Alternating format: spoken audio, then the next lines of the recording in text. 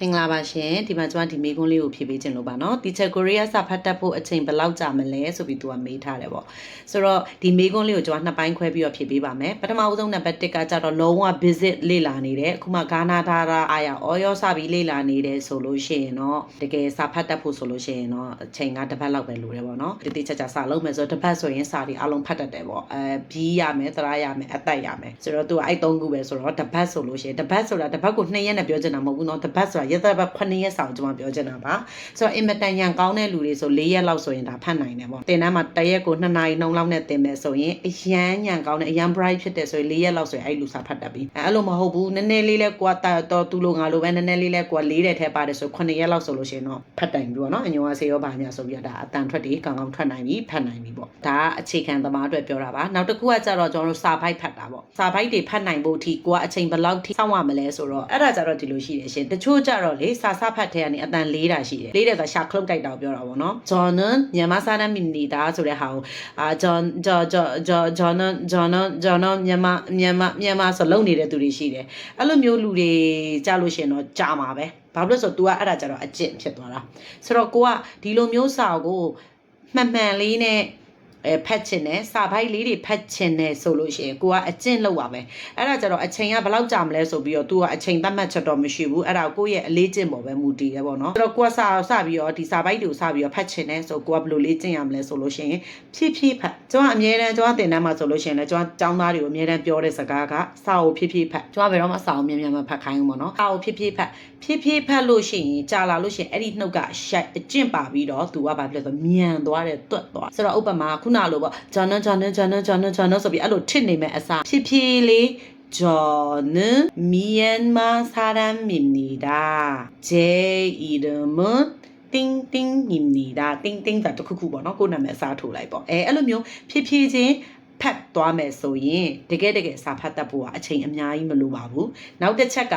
စာပိုက်တွေကိုအဲ့လိုမှန်မှန်လေးဖတ်သွားခြင်းနဲ့ဆိုရင်နေ့တိုင်းဖတ်ပါရှင်နေ့တိုင်းအလေးကျင့်လုပ်ပြီးတော့ဖတ်ပါအဲ့ခါကြလို့ရှိရင်တော့ကိုယ့်အတွက်စာဖတ်တာတွက်လာပါလိမ့်မယ်လို့ပဲအကြံပေးပါရစေအခုကျွန်မဒီမေးခွန်းလေးကိုဖြေပေးပါမယ်တီချဲတဲ့အခုလည်းပဲဒူးတက်နေပါတယ်ဒီနေ့အချိန်ဘယ်လောက်ယူပြီးဘယ်နှလလေ့လာရင်စကားပြောကျွမ်းကျင်လာမလဲရှင်တဲ့အဲ့ပဲဒူးဆိုတော့ကျွန်တော်ထင်တယ်မြန်မာပြည်မှာတော့ယွန်ဆဲတင်ကြတာများတဲ့အတွက်ဒါယွန်ဆဲဒူးတက်နေတယ်ဆိုတဲ့သဘောနဲ့တူပါတယ်နော်ဆိုတော့ကျွန်တော်တို့ကဘာသာစကားတစ်ခုကိုသင်တဲ့အခါမှာယူသွတ်ရမယ်ပေါ့နော်ဆိုတော့ဘာသာစကားတစ်ခုကိုလေ့လာတဲ့အခါမှာစာအနေနဲ့လေ့လာမယ်ဆိုရင်တော့စာအတိုင်းပဲရှိနေမှာပါကျွန်မပြောတာနားရှုပ်သွားလားမသိဘူးရှင်စာအနေနဲ့လေ့လာမယ်ဆိုစာအတိုင်းပဲရှိနေမယ်ဆိုတဲ့စကားကကျမတို့ကမူဂျိုတက်တဲ့ကနေစပြီးတော့ ABCD တွေကျမတို့သင်ကြတယ်အဆယ်တန်းအထိပေါ့နော်ကျမတို့ဒီအင်္ဂလိပ်စာဆိုတဲ့ဟာကိုကျမတို့သင်ကြတယ်တက္ကသိုလ်အထိတောင်မှပဲသူကကိုယူတဲ့ major အပြင် minor အနေနဲ့သူကလိုက်ပြီးတော့ပါတယ်ဒါပေမဲ့ဒီအင်္ဂလိပ်စကားကိုကျမတို့တွေကျွမ်းကျင်ပြောနိုင်ကြလားဆိုတော့မပြောနိုင်ဘူးအဲ့ဒါဘာဖြစ်လို့လဲဆိုတော့ကျမတို့ကသူ့ကိုစာအနေနဲ့ပဲကျမတို့ကသင်ခဲ့တာအထူးသဖြင့်သူ့ကိုစာမေးပွဲအောင်မှုအတွက်စာအနေနဲ့ပဲသင်တဲ့အတွက်သူဒီ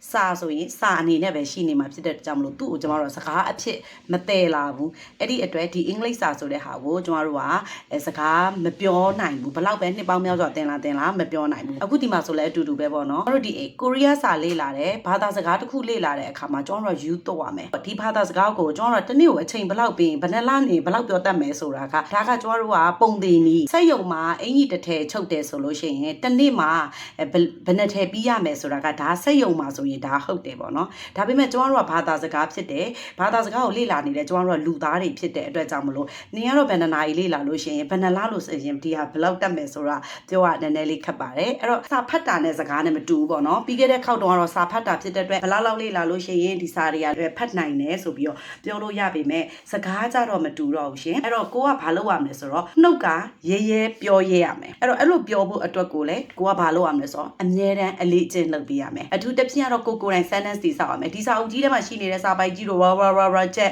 meaning တွေရာချက်နေလို့ကတော့စကားမပြောနိုင်ပါဘူးเนาะကျမကိုယ်တိုင်လည်းဒီကိုရီးယားစာကိုအခုထိလည်းလေ့လာနေသေးပါကျမအနှစ်20ရှိပါပြီအခုထိလည်းမကုန်နိုင်ပါဘူးအဲ့တော့ဘာသာစကားကပြီးသွားတယ်ကုန်သွားတယ်ဆိုတာမရှိဘူးအဲ့တော့စကားကောင်းကောင်းပြောချင်တယ်ဆိုရင်ကိုယ်တိုင်ယူသွတ်ပြီးတော့လိုက်လေ့လာပြီးဖို့တော့လိုအပ်ပါတယ်ကျမတို့ဒီဘာသာစကားကိုကျွမ်းကျင်ပြောနိုင်အောင်လို့ဘယ်လိုမျိုးလေ့လာလို့ရလဲဆိုတဲ့နည်းလမ်းလေးတွေပြပြပေးသွားပါမယ်စကားပြောဖို့ပေါ့เนาะလေ့လာပြီးဆိုလို့ရှိရင်ပထမဦးဆုံးသချင်းများနားထောင်ပေး ပေးပါရှင်ဇလန်းများကြည့်မယ်ဇလန်းကြည့်တဲ့အခါမှာကျမတို့ကနန်းတွင်းကားတွေကြည့်တာတဲ့ចောင်းသားကားမျိုးတွေအခုခေတ်ကားတွေပေါ့နော်အဲ့လိုကားမျိုးလေးတွေကြည့်ပေးတာပို့ပြီးတော့အထောက်အကူဖြစ်ပါတယ်နန်းတွင်းကားကြတော့ကျမတို့အခုခေတ်မှာမသုံးတဲ့စကားတွေအများကြီးပြောတဲ့အတွက်အဲ့လိုဇလန်းမျိုးတွေကြည့်ရတဲ့ဆိုင်ဒီဘက်ခေတ်ကားလေးတွေကိုကြည့်တာကပို့ပြီးတော့ထိရောက်ပါတယ်တချင်းနားထောင်ပေးတဲ့အခါမှာလည်းတချင်းကကြတော့ rap တချင်းတွေရှိတယ်အဲ့လိုမျိုးတချင်းတွေမဟုတ်ဘဲနဲ့ကျမတို့ pop music လို့ပြောရမလားခက်ဖြည်းဖြည်းလေးသွားတဲ့တချင်းတွေပေါ့အဲ့လိုတချင်းတွေများများနားထောင်ပေးပါပြင် application ကနေမှသစင်သွားပြီးတော့လေ့လာလို့ရပါတယ်အဲ့လိုမျိုး